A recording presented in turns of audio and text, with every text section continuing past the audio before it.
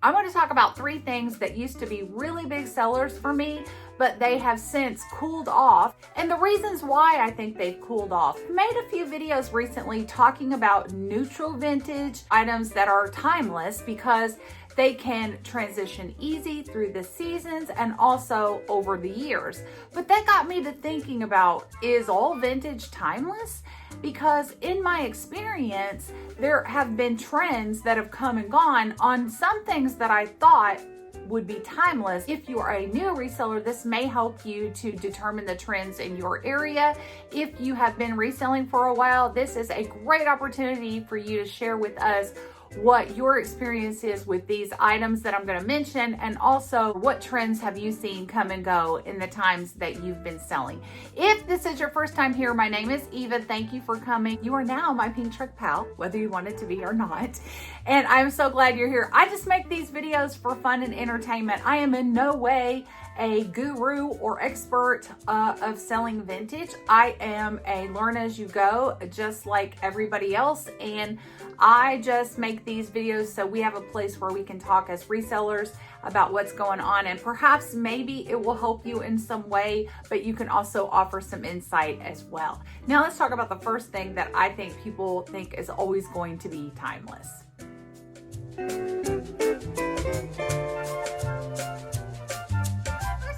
Talk about, I have actually in my own collection, and that's Pyrex. Who doesn't love Pyrex, right? This is my own little collection of pink Pyrex. 3 of these bowls were actually my grandmother's, and that my mother got them and then she gave them to me. This bowl I had to find because she had these 3 and this one they didn't have anymore. So I did find that one at a store.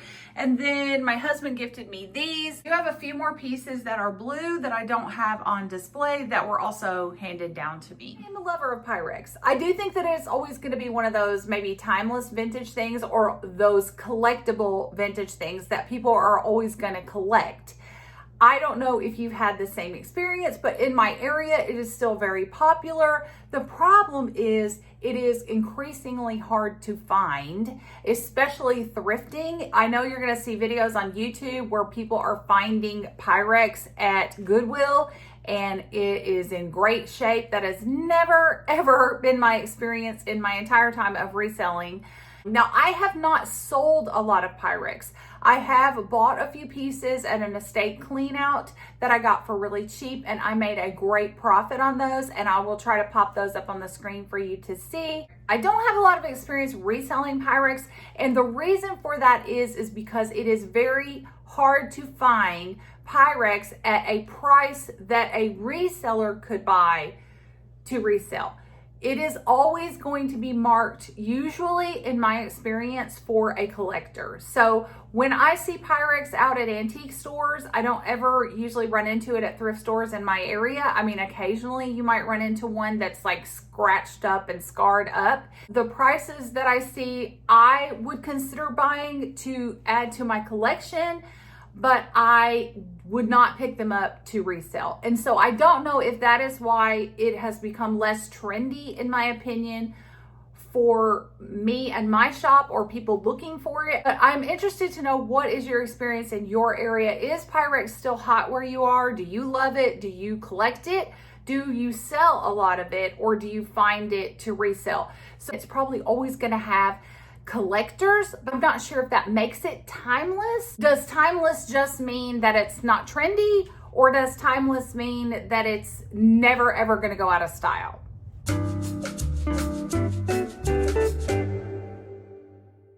Now, the next item I have actually bought and resold a lot of, and that is fairy lamps. If you don't know what a fairy lamp is, I do have one. This is from my own collection. Of course, it's pink. And this is a very beautiful Fenton fairy lamp.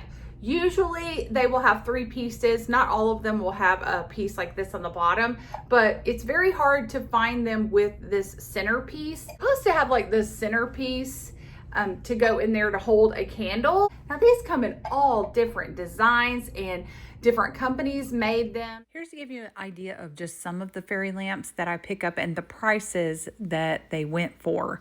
So all of these that I'm showing you on the screen have sold, and you'll see that they all sell at different prices because some of them are more desirable than others, and some of the companies are a little bit more high-priced items. Some that are more detailed or like harder to find, you can get more money for.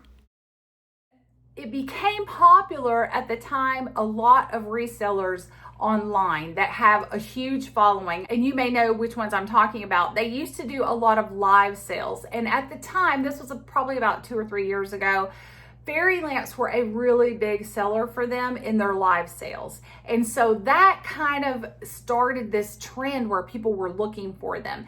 And I think that was kind of the boost that my shop had as well. I would find one that was hard to find, and it would sell immediately.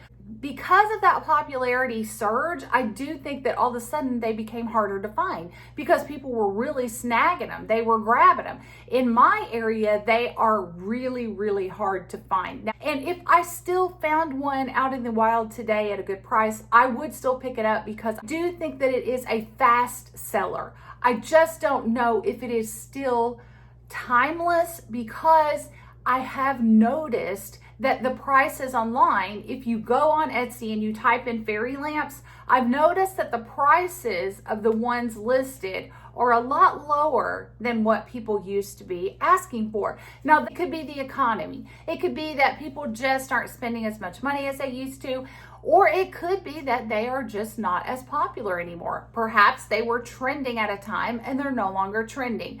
Now, I will tell you every time that I head up north, so this will be great to know for you resellers or any watchers, subscribers from the northeastern part of the United States or even Canada, let me know if you find fairy lamps all the time, because when I travel to the Ohio, Pennsylvania, and New York area, I find a lot more fairy lamps than what we have here in the South.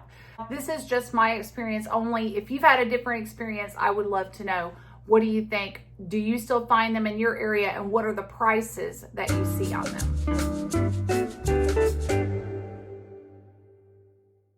The third thing that I thought would probably be timeless, but I think was a little more trendy, was the whole Mary Mushroom phase.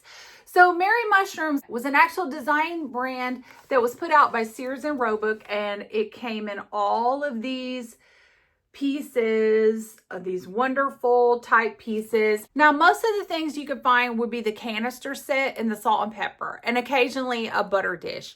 But these items were always very hard to find. Now, I found a while back on Facebook Marketplace almost an entire set of Mary Mushroom stuff. And I bought it for like $150, and then I pieced it out and sold each piece separately, which was a great profit because the canisters themselves sold for like $250. Just to give you an idea of some of the Mary Mushroom items that I've had, these things shown on the screen I sold, and the price is above as what I sold them for. A lot of them did include shipping, but they were still a really great profit margin. Not everything that I sold was part of that one buy that I got from Facebook Marketplace. In fact, salt and pepper shakers and napkin holders and spoon rests, I've sold several times, like at least 7 times I've found those on their own and resold them. And then some of these items are very hard to find, and I've only found them once. I've sold a couple of the trivets, but the paper towel holder, the bill holder, and the bird feeder, I have only found once and sold. Now, mushrooms themselves were always popular for me, and still probably are to a certain degree.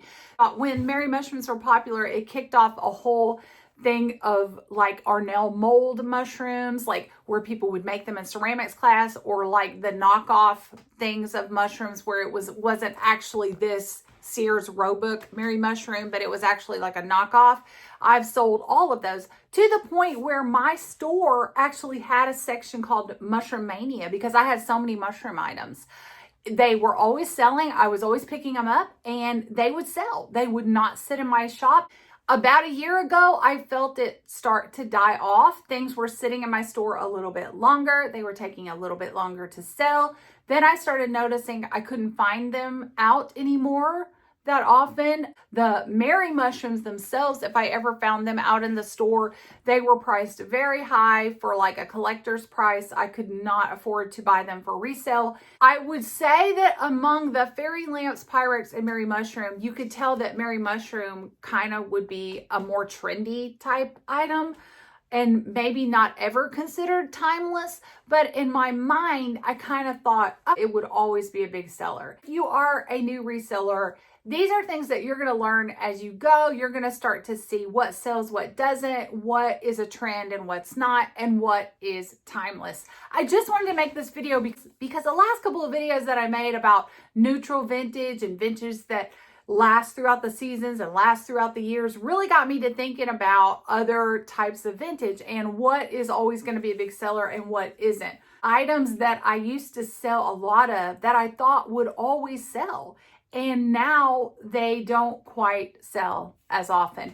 So I'm interested to know what you think about Pyrex, fairy lamps, and Mary mushrooms. What has been your experience with them if you've had any so far? If you are a seasoned reseller watching, please let us know in the comments below what has been your experience with these three vintage items. Do you feel that they are going to remain timeless and popular, or do you think that they are just trendy? I did buy a few things over the weekend to resell, so I am going to share that with you before I let you go.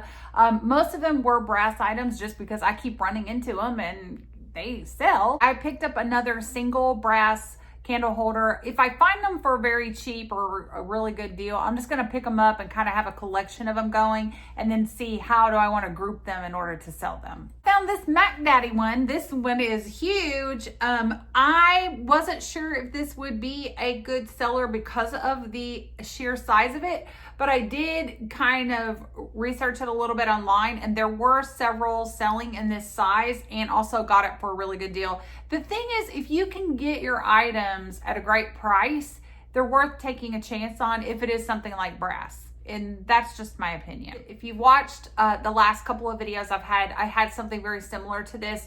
One has already sold. It was a brass stand that had deers on it. That has already sold. It did not have the glass with it. Then I also have two smaller brass stands like this that have rams on them, and they had the crinkle glass. So this is right alongside of that whole style. These have fruit on them, and it did come with the crinkle bowl. So candle holder, potpourri holder, you could probably put fruit in it. It's got fruit on it. I mean, but I'm going to see how this does. I got this for a really, really great price as well. And this is part of that whole thing. Somehow when you start to find one item and it does well, you do start to see them more often. Maybe because I was never looking for this type thing before, but I am going to just take a chance on it because I did get it at a good price. And then I got this for a really great price as well. This is brass. Now this comes apart, and I had to research it a little bit because I really wasn't sure if these went together. I do think they do. I'm not sure if that screw is original just because it is pretty long, and I could change that out if I wanted to. This looks like it could actually be a candle holder on its own, but it had this really pretty piece in it, and this glass I had seen before. So I wasn't sure if it was supposed to go in there, but it's in there pretty good. So I'm thinking it's original. I did Google lens this, and one other one came up that did have this glass in it. So I'm hoping that this was originally how it was supposed to go. Sometimes that's a problem with vintage. When you find it, you don't know, is this original or did somebody just put this together? Because either way, it's really interesting looking. It's a little bit different. So we're going to see how this does. It might not do well at all, but this is something that I can try out and come back and tell you how it did. So therefore, if you see this out, you can know, no, Eva didn't make any money on that. Don't pick it up. Or you can be like, yeah, she said that sold. That's what I'm here for. I do love jewelry. I follow a bunch of jewelry channels. I love you guys. You always help me to try to figure out things. I do occasionally still run into like little jewelry jars or little stacks. So I did get like a really cute little sack of jewelry that has some vintage pins from Hallmark in it. And I don't know how well they sell. I already have one listed. It was like a witch for Halloween. I I'm not trying to sell them for a lot because I don't think that they're worth a whole lot, but they were really cute. So let me show you what I found in this little bag that I got. So I found all of these are Hallmark. They're listed Hallmark on the back. And some of them are just like for holidays. So I have like St. Patrick's Day, this little tree and the snowman. And then this guy is not Hallmark, I don't think. He's just like a little enamel pin, but he's not Hallmark. Then I found this really cute elephant, and he's marked Denmark. I think it's like DB or BD Denmark. And I looked him up and he seems to be going for quite a bit. So I'll have to research that a little bit more. And then I really like these. These are little enamel ones. Now, I don't know if these are vintage, but I'd have to look them up. But I have a kangaroo and some really pretty birds, and this little clown guy. The cat, I think, is missing probably some rhinestone eyes, and he's a little scratched up. And then this really pretty necklace was in there, and the card was like attached to it. So I'm assuming that it's this lady here, bitsandpiecesforyou.com. I did go to, she does still have a website, and I think that she probably made this. It's stained glass jewelry with like a little musical note on there, and I thought that was really pretty. So that was in there and in great shape. So I might try to resell that. These little earrings, and I looked these up. They're really pretty. I think I'm going to keep those for myself. I'm not going to sell those because I really like them. Another interesting thing I found in there was this necklace, which this chain is really pretty. It's like the flat and then the chain link all the way around, like every other one is like the flat one, and then it has this wire top. And then from what I have seen online, this is called Dalmatian Jasper. You jewelry people need to let me know if that is true, if that's what it is. This is a pretty long necklace. It's got like this much chain in the back where I have it like hooked on here. But I thought this was really pretty, and I looked it up, and it looked like it was selling from like this company that's like a wholesale company. I want to say their name is Zara or something. I know there's Zara clothing, but I'll try to put it up on the screen if I can find it. So they were selling these. So I don't think it's vintage, but isn't it pretty? I might keep that. I think that's really cool. And if that is what it's called, I like that name. I think that's really cute as well. So for my shopping haul this week, I hope you guys are doing well. I hope your sales are doing well. I always love to hear from you. So leave me some comments below on anything in this video that you found interesting or that you are having the same issues with. I am so close to 1,000 subscribers, which would be an amazing milestone because honestly, I've been doing this for almost a year and I really don't know what I'm doing. I still don't know what I'm doing, but I did this not for the followers. I did this so that I can encourage somebody else, because I do believe in my 55 years that I have learned that it is hard to find other people when you get a certain age to champion you and to give you encouragement and to tell you to keep trying and not to be down on yourself.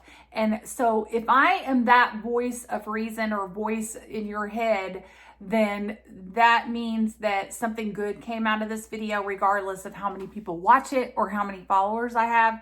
It's just the friendships that I've made and the people that I've met that mean so much. It's not all of our lots in life to be the best at everything, but you can still live your life and do what you enjoy and be good at what you like to do. I'm here for you. I'm rooting for you. If you need anything, comment below, send me a message anytime. I'll do whatever I can to encourage you and help you along the way. Until my next video, my Pink Truck Pals, I want you to have the best day ever, and I will see you real soon in the next video. Bye for now.